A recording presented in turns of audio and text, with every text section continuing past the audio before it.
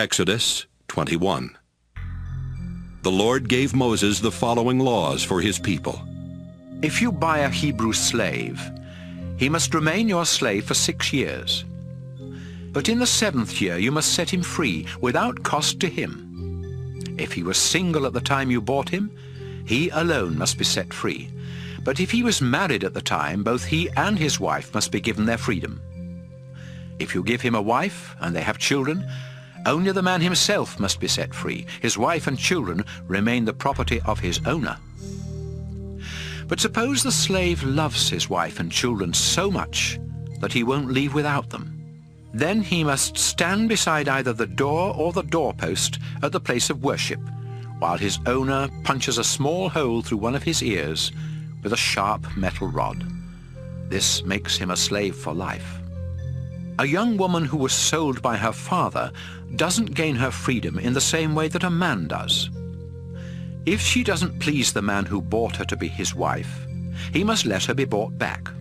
He cannot sell her to foreigners. This would break the contract he made with her.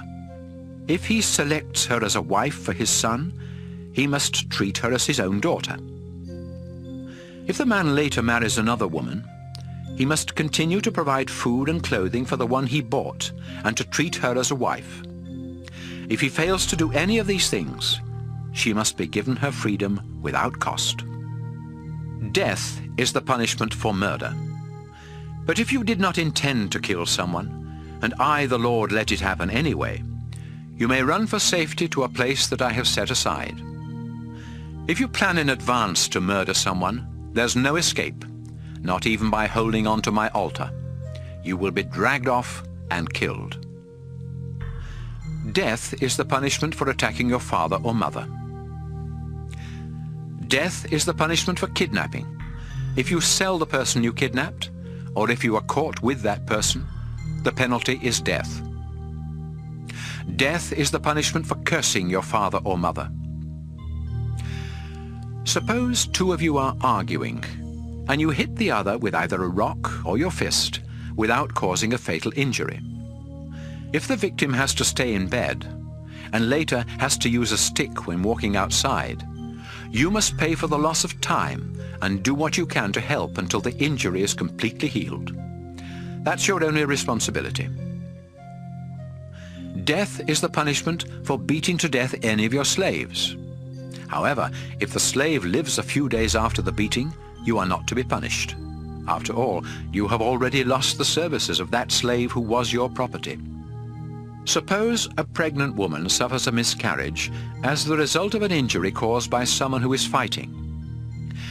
If she isn't badly hurt, the one who injured her must pay whatever fine her husband demands and the judges approve.